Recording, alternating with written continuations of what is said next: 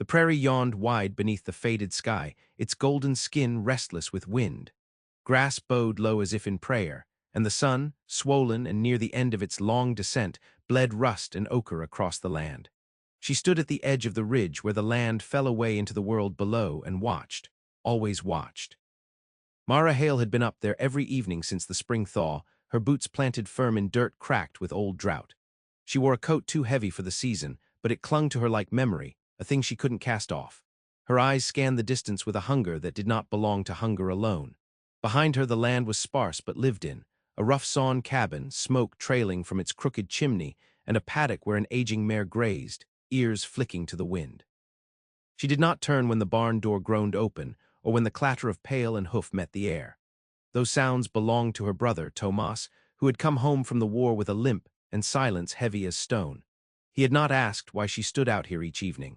He had seen something in her face the day she returned without Elias, and had decided some griefs were best met with patience rather than questions.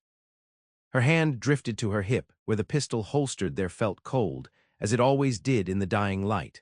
Not for use, not anymore, but for the ghost of a time when she had thought herself capable of altering fate through steel and powder. A foolish thing, but some pieces of a person stuck like burrs. A hawk cut across the horizon, its shadow skimming the earth. She followed its arc with her eyes, then lowered her gaze to the ridges far west where the sun had begun to dip behind the Badlands. It was there he'd gone, Elias. It was west he'd ridden, with promises muttered against her hair, and a letter she'd never opened in the breast pocket of his coat. The coat that now hung unworn in her room, smelling still faintly of cedar and sweat. She did not believe he had died. There had been no body, no clear tale, only rumors blown like ash between saloons and stage stops. Some said he'd run afoul of border riders near the Dakota line. Others said he'd gone looking for gold and found blood instead. But her heart, aching though it was, insisted on something quieter, that he had been delayed, that he had gotten lost or changed but not broken. The prairie never answered her, only shifted its moods. Today the air smelled like wet stone and wood smoke, though the sky was dry. It was the kind of evening that made the bones ache with old stories. Tomas limped over and stood beside her, holding out a tin mug. She took it and sipped, coffee, still hot, still bitter. "You expectin' something?" he asked, not unkind. She gave no reply. He didn't press. After a moment he said, "You heard from Alma." "No," she said. "Last letter was March. Said the fever took 3 of the little ones." Tomas nodded. "She's got grit, that one." Mara nodded once, but her mind was elsewhere again, always half in the distance. After he left, she remained. The wind picked up, tugging her braid loose. Her gaze had not wavered for near an hour, and she did not blink even when the first star broke loose from the blue. She had told herself she would not wait forever, that after spring she would stop, that she would let the land take him, as it had taken her mother, her child, and 100 small hopes too thin to bury. But each night she came back, and each night the stillness in her chest refused to close. When the voice came, it was not loud, it was not dramatic, it was just real, low, rough with dust and travel. "Mara." She did not turn at first. Fear had the same shape as memory, and sometimes the two blurred. But when she did, slow as the shift of seasons, her breath caught. He stood in the long shadow of dusk, backlit and gaunt. His coat was different, his eyes older. One hand rested on the saddle horn of a strange horse. But the voice, that voice, anchored her. And for the first time in months, she moved toward the horizon, not away from it. Mara did not run to him. That was not her way. Her boots moved with the slowness of someone walking out of a dream, each step taken as if it might wake her to find the world as it had been, empty, watching. But the air was different now, weighted, the quiet between them a living thing. Elias dismounted without flourish. His shoulders were hunched, the right one pulled higher than the left like he'd learned to carry pain unevenly. He waited, hands still resting on the saddle leather, as though afraid his presence might spook her back into the dark. The last time she'd seen him, the cottonwoods had been full and loud with birds. Now the land was spare, carved thin by time. His face bore it too, creases that hadn't been there before and a new hardness in his jaw, yet the eyes were his, moss-colored, rimmed with sun lines. They softened when she stopped just short of him. "You're late," she said, not accusing, not kind, just truth. He gave a small, weary smile. I got lost. She watched him a moment longer. Then she reached up, not for his face but for his hand. She held it a breath before letting go. Come inside, she said. The fire in the hearth snapped low, casting orange shadows across the plank walls. Tomas sat at the table, carving something out of wood with slow, meditative strokes. He looked up when they came in but said nothing, only nodded once. Elias nodded back. No explanations, no shaking hands, just a wordless acknowledgement that men with silence in their blood understood. Mara set about making something hot, a stew cobbled from beans, dried elk, and the wild onions she'd pulled that morning. The scent filled the room slowly. She didn't ask where he'd been, not yet. Her questions had grown patient in his absence. Only when they'd eaten and Tomas had gone out to smoke did she finally speak. Thought you were dead. I thought I might be too, Elias said, staring into the fire. She watched him as he spoke, noticed the way his hands curled around the tin cup, one thumb rubbing circles along the rim. There was a new stiffness to him, not in body but in soul, as though something inside had rusted shut. I crossed into Wyoming territory, he said. Took work with a trapper near Wind River. He wasn't right in the head, had a temper. One day he put a bullet in a man over a skinning knife. I got caught up in the law that followed. She kept her face still, but her throat tightened. Jail. He nodded once, 6 months. Then a winter storm caved the roof. 2 men died. I got out on the back of a supply wagon come spring. She reached across the table then, laid her hand on his. His fingers didn't flinch. They stilled. You could have sent word. I tried. The letter came back marked undeliverable. I reckon I didn't write it clear. Mara looked away, not because she doubted him, but because she didn't want him to see how the ache in her chest had just shifted from absence to sorrow. Later he settled in the loft, curled up beneath wool blankets she'd stitched herself. The wind scratched at the windows, and the fire settled into red coals. Mara lay awake beneath her quilt, eyes open to the ceiling. His voice, that was what undid her. Not his face, not his body returned, but the sound of him, rough, warm, unbroken. A thread from past to present, and the first real thing she'd clung to in months. In the dark, she whispered a name she hadn't dared speak aloud in over a year. Elias. From the loft came no answer, only the soft sound of breathing. But it was enough. He was here. Outside, the land waited, unmoved, unknowable. But inside, something had shifted. Not fixed, not yet, but changed. Spring unfurled with a kind of slow grace, the way a scar forgets its ache and begins to feel like skin again. Snowmelt ran in thin veins down the hillsides, pooling in low grass and coaxing shoots from brittle earth.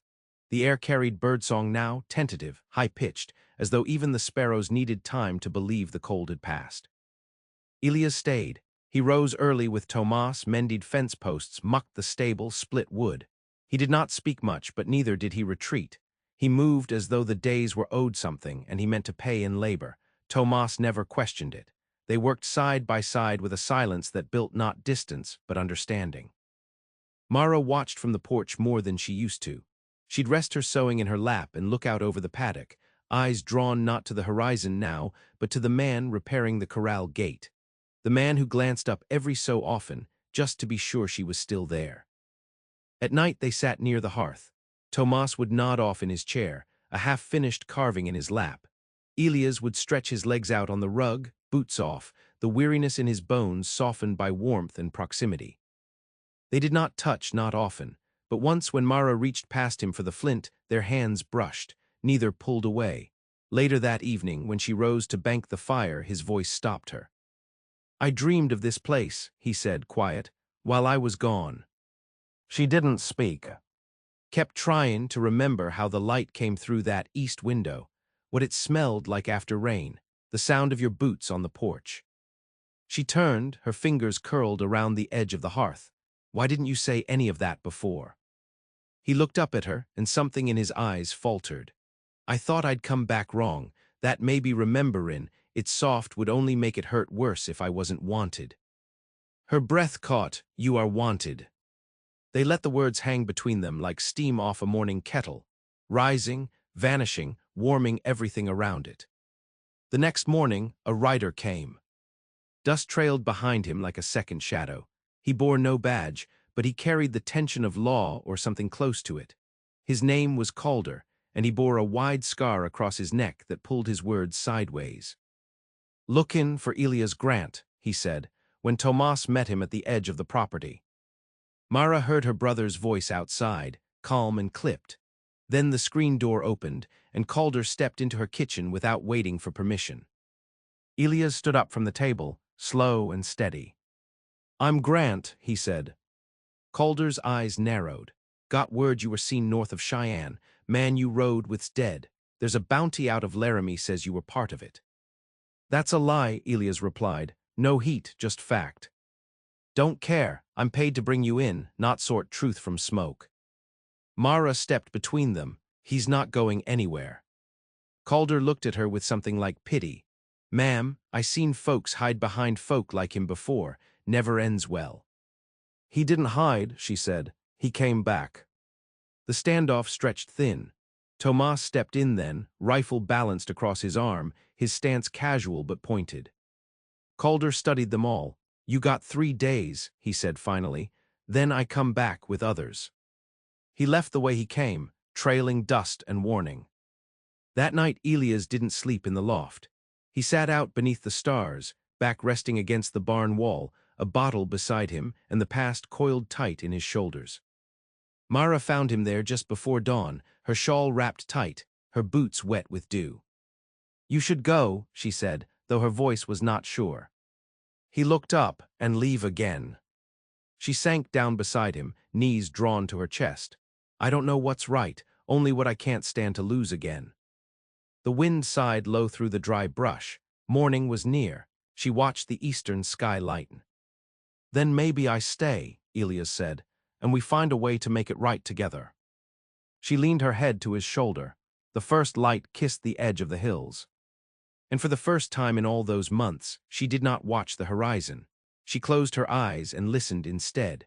The prairie had always belonged to the wind, but now it listened. 3 days passed like the hush before a storm, thick with waiting. They readied the homestead not in panic, but with a steadiness that came from folks who had outlived harder things. Tomas oiled the rifles and set about repairing the old dugout cellar out back. Mara salted down meat and filled every tin of dried beans she could find. Elias saw to the horses, cut a second path through the brush behind the barn. No one spoke of running, though each of them thought it. The second night they sat around the fire with tin cups of weak whiskey. Elias took up Tomas's carving knife and began whittling, his hands remembering old work. He carved not for utility but memory, a small horse, roughly shaped, with a scar scored down its side. He placed it on the mantel when he finished. "For your boy," he said to Mara. "I know I never said how sorry I was." She looked at the horse, then at him. "You don't need to say it. You were the only one who held him when he coughed through the fever. That says more." They lapsed into quiet, the kind that didn't hurt. Tomas nodded off soon after. Mara stayed near the fire, watching the flames move like dancers with no music. Elias rose. "Walk with me." Outside, the night was heavy with moonlight. The trees looked painted in silver, and the ground gave off the scent of fresh earth and cattle. They walked past the paddock, past the rows where beans had just begun to sprout. Beyond the fence, the world opened wide and wild. "Back there," he said, nodding to the north ridge, "was where I realized I was lost, not just on the map, in myself." She said nothing, only looked. "I wanted to be a man who could build a life," he said. "But I kept chasing something, money, pride, revenge. I thought if I brought back enough coin, you'd see me different." "I never needed gold, Elias. I needed you not to disappear." He stopped walking, turned. "I know, and I hate that it took me losing you to learn it." She stepped close enough to feel the warmth of him. "You didn't lose me." Their breath mingled in the air. His hands brushed hers, tentative, seeking permission. When she didn't pull away, he took her fingers in his. They stood like that, two souls that had circled each other too long, finally drawing breath in the same space. The third morning rose too clear, too bright. Calder returned before noon. He rode with 3 men, none wore badges, but all bore the cruel confidence of those paid to deliver violence. Mara stood at the porch, her rifle against the post. Elias stepped out beside her. Calder reined in his horse, spit to the side. I warned you. Tomas emerged from the barn, shotgun balanced across his forearm. And now you're outnumbered, he said plainly. The men behind Calder laughed, but it was forced. We're not looking for blood, Calder said, just the man with a price on his head. Elias stepped forward. What's the price? 200, dead or alive. Mara's voice cut through. Then it's not justice you're after, it's coin. Calder's jaw worked. That's all justice is these days, ma'am. For a moment time felt stretched, brittle, a match's edge against stone, then a sound hoofbeats fast from the east trail. 4 riders came into view, each bearing the brand of the local ranchers' cooperative. Men who owed Tomas and Mara favors, who'd been helped through lean winters with meat, water, shelter. They flanked the homestead with quiet authority.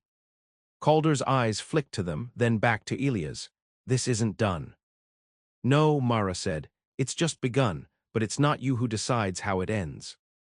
Calder spat again, then wheeled his horse.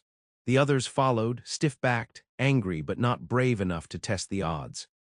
When the dust settled, Mara's knees nearly gave. Elias caught her. She didn't cry, just buried her face against his chest.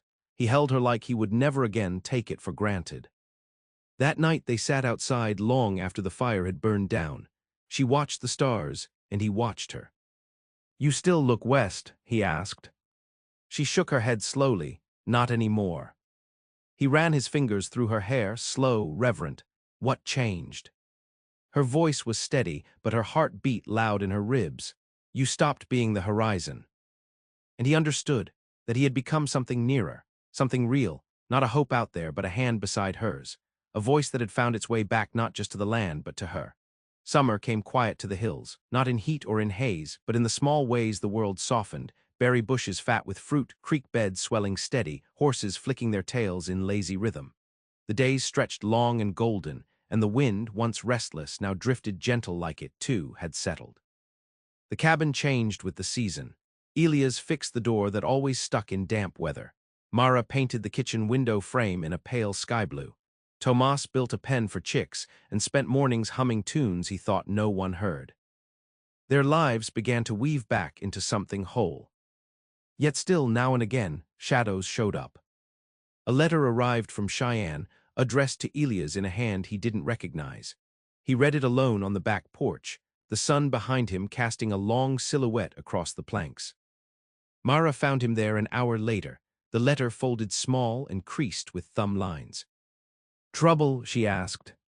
He handed it to her without a word. It was from the widow of the trapper he'd worked with. She claimed Elias had owed her husband money, $40 for a mule, and a winter's worth of dried meat. She threatened to bring the debt to the circuit court if it wasn't paid before the next frost. Mara read the words twice. You gonna pay it? Elias' voice was low. I don't want more eyes on us. That evening she rode into town with him. They sold 2 hides, a coil of rope, and Tomas's third-best rifle. It was enough. They didn't speak on the ride home until the house came into view, gold-lit and quiet, against the darkening land. I hate how easily I bring trouble, Elias said. You bring more than that, Mara replied. You bring laughter to this place again. You bring songs I'd forgotten I knew. I've never heard you sing. She smiled, the kind that held both sorrow and fondness. Maybe you weren't listening close enough. He reached for her reins gently, stopping her horse alongside his. Then I'll start listening. Their eyes held the kind of silence that doesn't ache anymore, only waits for one to close the distance. She leaned forward, pressing her forehead to his, their breath shared in the hush before twilight. Later, as they sat on the porch, Tomas brought out a fiddle Mara hadn't seen in years. He played clumsily at first, then found a rhythm, slow and swaying. Elias took her hand. They didn't dance exactly, just stood and shifted with the music. Barefoot on the warm wood, she leaned into him, and he into her, like trees that had grown together, not twisted, but in quiet consent. Weeks passed, and Elias began teaching Mara how to shoot with her left hand. Her right wrist had grown stiff from an old break, and she hid the pain poorly. Can't lose you to some snake bite or rabid dog, he said one morning, handing her a freshly oiled revolver. She aimed at a bottle set on a post, fired, missed. Again, he said, calm. She tried again and again, until finally the glass exploded in the sun. She turned, startled by her own skill. He grinned, not wide but deep, the kind that bloomed from within. Don't ever forget what you're capable of, he said. She didn't reply, only looked at him as if seeing him new. One night storm clouds gathered sudden and loud. Rain came with force, battering the roof and windows. The three of them huddled by the hearth. Tomas played cards with his boots off. Mara stitched by lantern light. Elias carved another small figure, this one a hawk in flight. It's for you, he told her when he finished. You remind me of one, always watchin', always fightin' wind. She held the small wooden shape in her hands, fingers tracing the wings. And you. He shrugged, maybe I'm the perch you land on. She held the hawk to her chest, then don't break beneath me. I won't. Outside, the storm moved on. Inside, the fire crackled, and the clock ticked slow and sure on the wall. And for the first time in a long while, there was no urgency in the night. Only the peace of knowing tomorrow might come gentle. The first frost came silent, silvering the grass before dawn. It left lace on the cabin window panes and turned the fields to brittle gold. The air had sharpened overnight, and the sky took on that pale, hollow blue that meant winter was waiting just beyond the next ridge. Mara rose early. She pulled on her heavy coat and walked barefoot across the cold floor to light the fire. The kindling caught slow. Outside, the land held stillness like breath drawn and not yet let go. She moved through her chores with a practiced rhythm, feeding the hens, checking the root cellar, collecting kindling. The horses snorted clouds into the morning and nudged her pockets for apples. When she came back inside, Elias was sitting at the table, writing. You're up early, she said. He looked up, couldn't sleep. He didn't offer what he was writing, and she didn't ask. There was trust in not prying. Later that day, they rode out to the high meadow. Tomas stayed behind with his tools and his quiet. The meadow had once been a grazing field, but now it bloomed wild with late sunflowers and dry stalks that whispered as they passed. They dismounted near a boulder that overlooked the wide valley below. From here, you could see the whole of the world they'd built, cabin, fence line, creek bending like a ribbon toward the trees. It looked small, but whole. Elias sat beside her on the rock, his arm brushing hers. There was a time I thought I'd never see this again. She nodded, and I thought I'd never let myself believe in anything lasting. They didn't speak again for a long while. The wind moved through the grasses. A kestrel circled far above, a speck against the sky. Finally, he reached into his coat and pulled out the letter he'd written. It's for you. She took it but didn't open it, not yet. I wrote it back when I was locked up, he said. Didn't think I'd live to send it. Thought maybe if someone found it, they'd bring it to you. She held the letter, thumb resting on the crease. Do you want me to read it now? I don't need you to, he said. Not anymore, just needed you to know it existed. She tucked it into her coat. Then I'll keep it, not to read, but to remember how far you came. A hawk called out then, sharp and clear. They watched it glide down the ridge, catching thermals with ease.